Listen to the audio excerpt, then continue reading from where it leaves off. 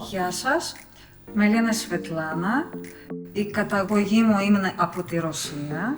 Ήρθα στην Ελλάδα πάρα πολλά χρόνια πριν και είμαι γυμνάστρια.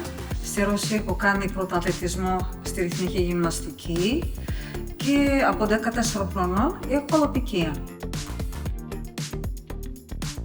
Τώρα δουλεύω σαν γυμνάστρια και φυσικά έχω πρόβλημα, χρειάζομαι περούκα που θα έχει σταθερότητα στο κεφάλι και άνεση στην κίνηση.